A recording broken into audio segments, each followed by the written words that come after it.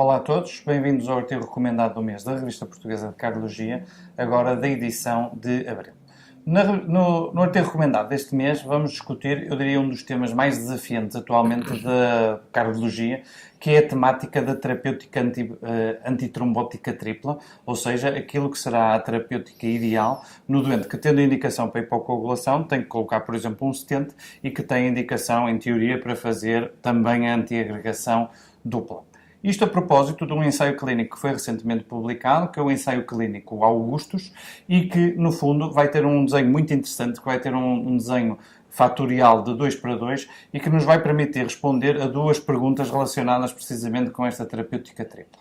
Para isso, nada melhor do que ter connosco um convidado especial. Temos connosco hoje o professor João Moraes, que é presidente da Sociedade Portuguesa de Cardiologia e, para além disso, tem aqui o ponto acrescido de ser um membro do Steering Committee deste ensaio clínico e é sempre interessante ter aqui esta visão de dentro do próprio ensaio clínico para nos ajudar a interpretar como é que estes dados podem ser aplicados à prática clínica. Portanto, professor, obrigado por ter vindo, obrigado por estar aqui connosco. Muito obrigado. E, se calhar, a primeira pergunta que eu começaria por lhe perguntar é, se calhar, a primeira pergunta também que o Augusto tentou responder, que é, naquela comparação de antagonistas da vitamina K versus NOACs, no caso era o Apixaban, como é que nós hoje em dia vemos esta utilização de qual é a estratégia preferencial em termos de anticoagulação? Muito obrigado pelo convite. É importante situarmos o tema recordando que a estratégia terapêutica convencional para estes doentes é uma estratégia tripla, antivitaminas K mais dupla antiagregação plaquetar, e esta estratégia nunca foi validada do ponto de vista de eficácia. Não temos esta ideia. Temos a noção apenas é que ela é fortemente sangrante, é responsável por muita taxa de hemorragias, mas do ponto de vista de eficácia ela nunca foi testada. E, portanto, aquilo que tem vindo a acontecer nestes últimos anos com o terceiro estudo, que este é o terceiro estudo, que visa perceber qual é a melhor estratégia terapêutica, é até que ponto é que os antivitaminos, os não antivitaminos K, os NOACs ou DOACs, como alguns preferem, poderão ser superiores à antivitamina K no que respeita à segurança.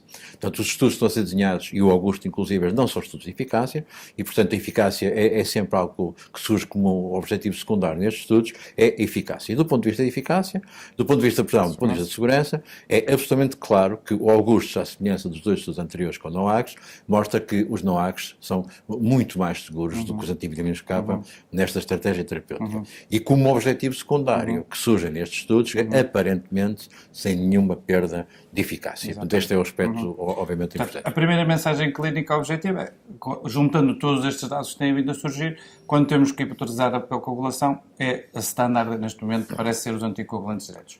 Agora, a propósito disso, vamos também à segunda questão, que foi o segundo objetivo aqui do ensaio clínico do Augusto, que é a questão se nós podemos deixar de cair, digamos assim, em alguma fase, a terapêutica com a aspirina, ou seja, em vez de utilizar a terapêutica tripla, usar a terapêutica dupla. O que é que este ensaio nos traz?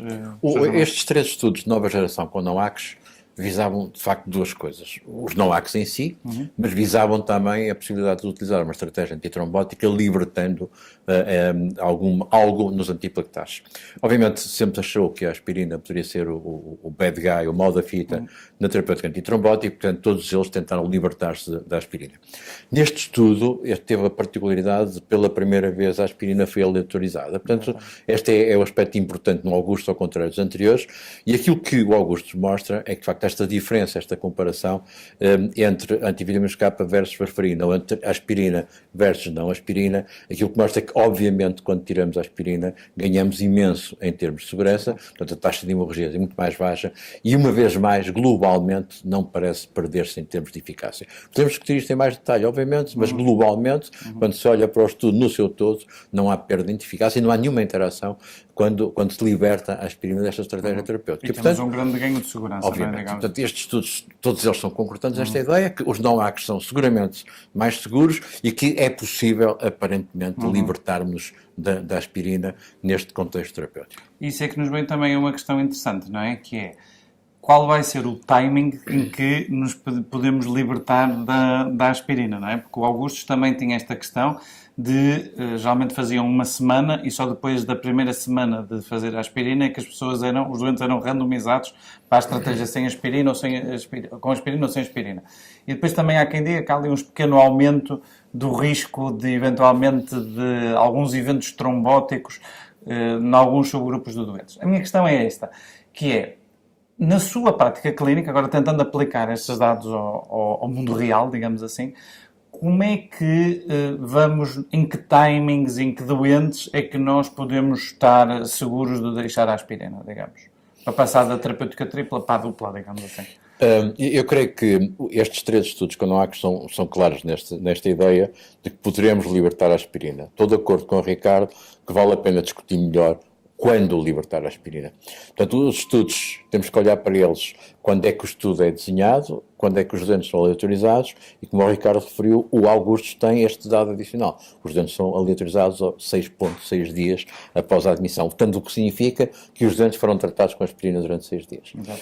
E, portanto, eu teria, à partida, algum receio em considerar genericamente e para todos os doentes que o doente, desde o princípio, não faz aspirina. Portanto, eu creio que é boa prática, apesar de tudo, mantermos estes doentes na estratégia terapêutica inicial com dupla antiagregação plaquetar, seja no contexto de doença coronária aguda, obviamente todos fazem dupla antiagregação plaquetar desde a entrada, seja mesmo no contexto de doença mais estável, admitindo que ao final de alguns dias possamos libertar a aspirina.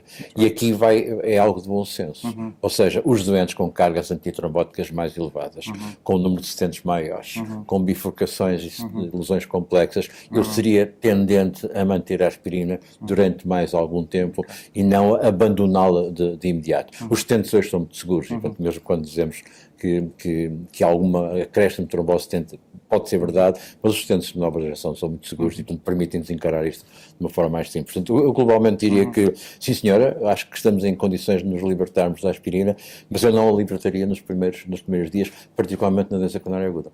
O Augusto, só para terminar, vai apresentar no ESC uma subanálise olhando para os doentes com intervenção e os doentes sem intervenção, porque este é o primeiro estudo que tem doentes sem intervenção. Os outros eram todos com intervenção e este tem doentes com síndrome coronário agudo sem intervenção. Apesar de tudo, pode ser uma subanálise que pode dar-nos mais alguma informação. E vai aqui haver o espaço para a arte da medicina, não é? Nesta felizmente. Individualização terapêutica, que se calhar isto é o que interessa a todos nós. Claro, felizmente. Professor, obrigado por ter vindo, por ter estado aqui connosco.